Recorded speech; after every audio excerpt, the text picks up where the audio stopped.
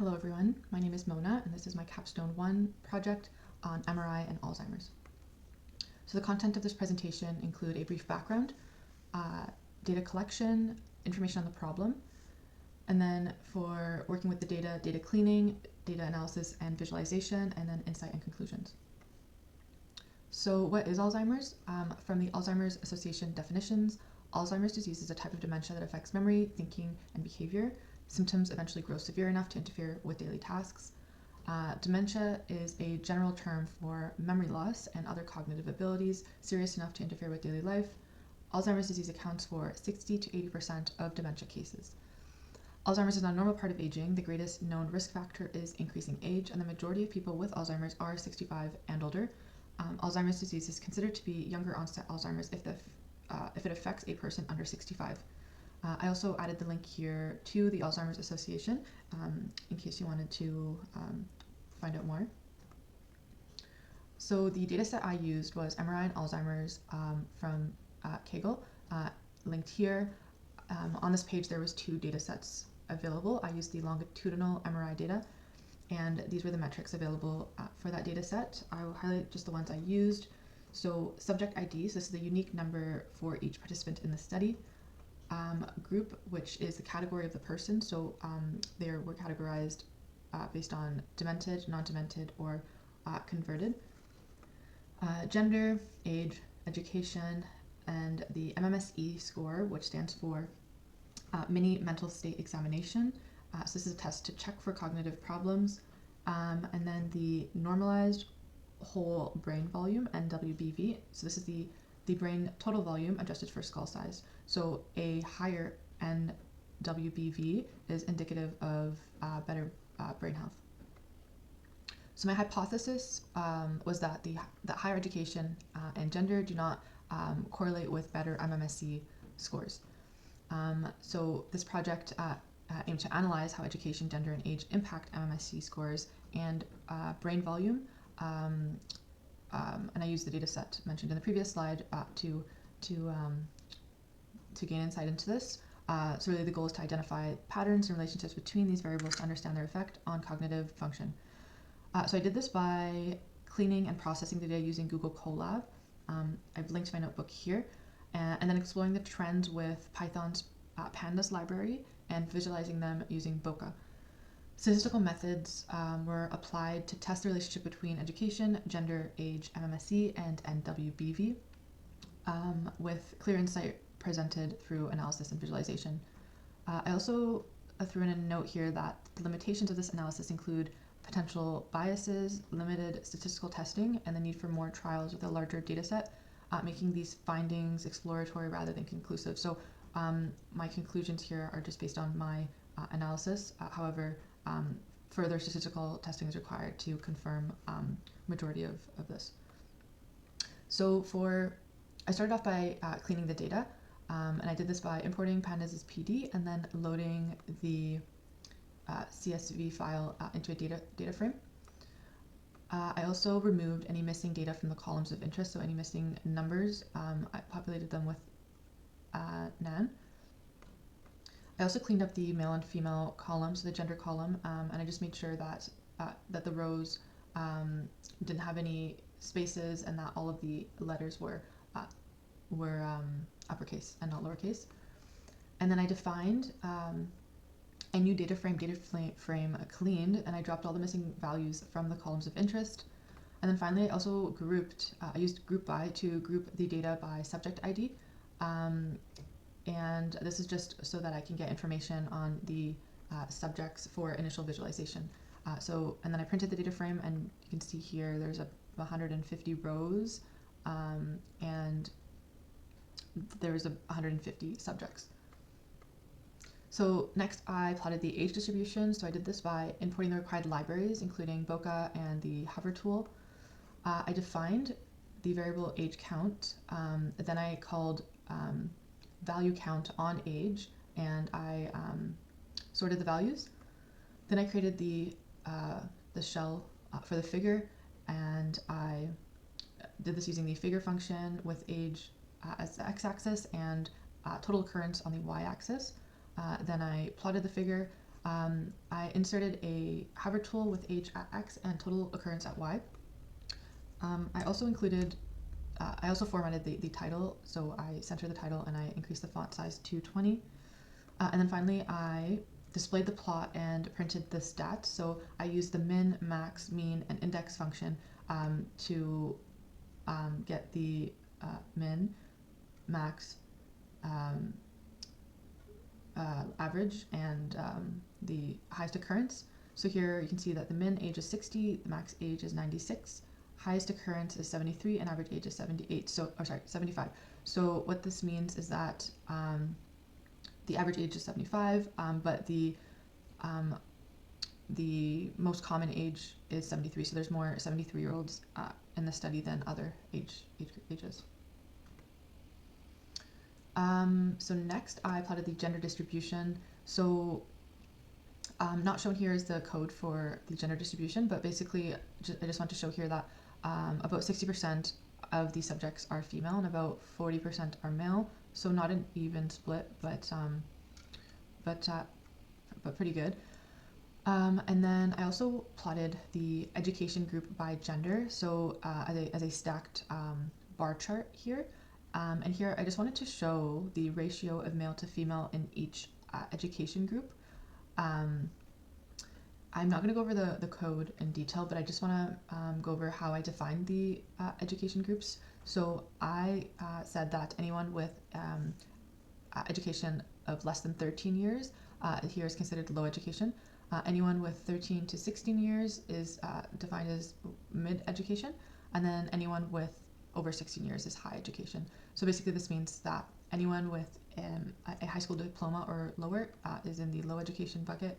Anyone with a education past high school, so any sort of college or university, then they are in the mid-education. And then anyone with any sort of graduate level education is in the high education. I also created some grid plots for side-by-side comparison. So I plotted gender versus, so here to the left, I plotted gender versus average MMSE and average NWBV. So here, basically, what we're seeing is not much of a difference in average NWBV and average MMSE in the different genders. Female have a slightly higher average, although further statistical testing is required to look into it.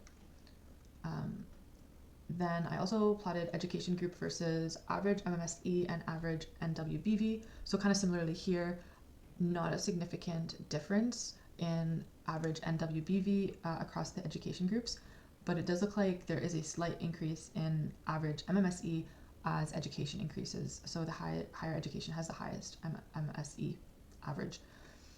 And then finally, I plotted the age versus MMSE and age versus NWBV using these scatter plots here.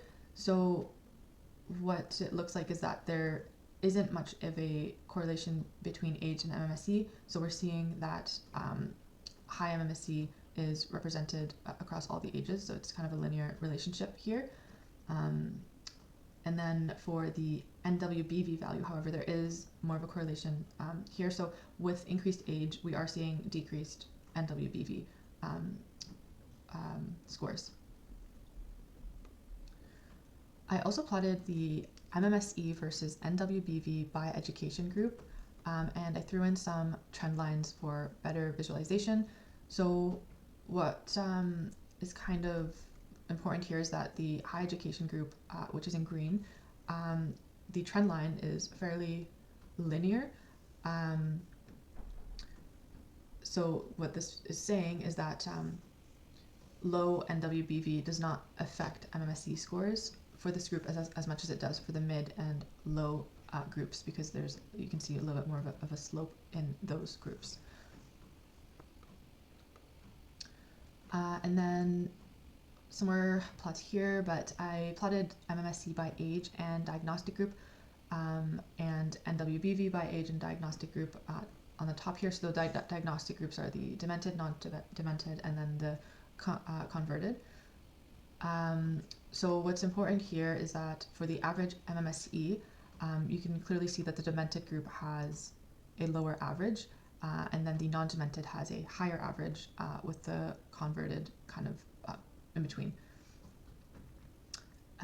For the average NWBV, we do see that downward trend again here with age, so just kind of confirming for us that relationship, and we can see here that the demented group compared to non-demented and converted is lower as well, so that's what we should be seeing as well.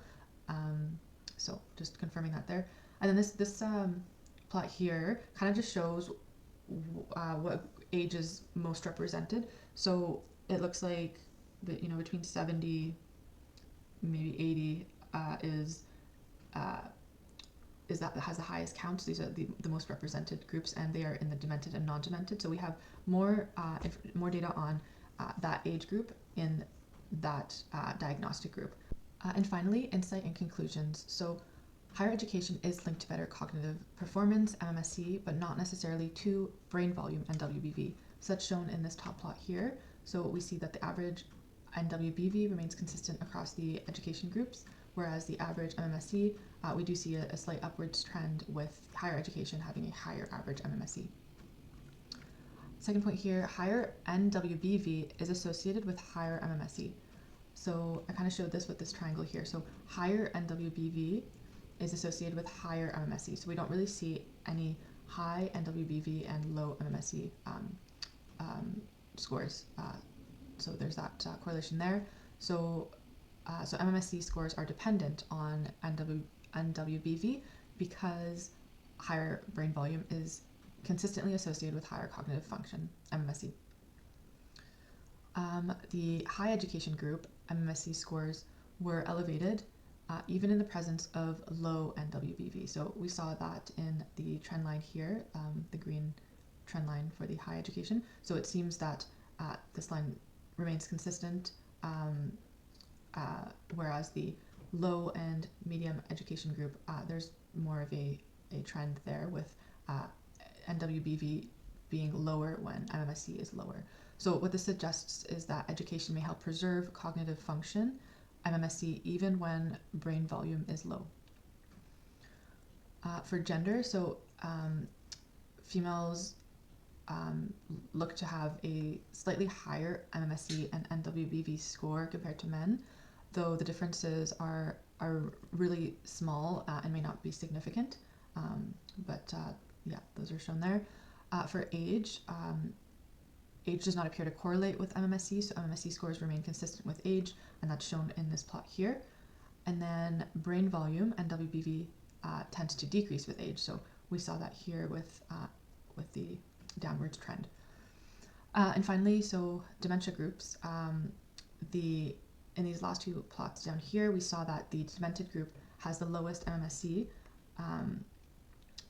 and then the non-demented group had the highest MMSE, with the converted group kind of in the middle there.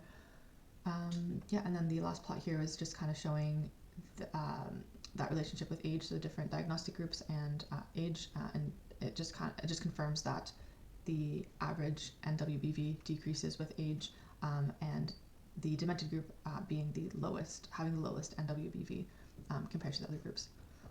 So my initial hypothesis I just popped down here was that higher education and gender do not necessarily correlate with better MMSE scores. So what my analysis proved is that higher education does correlate with better cognitive performance, but I wouldn't say that gender does. I think further statistical testing is required to make that conclusion.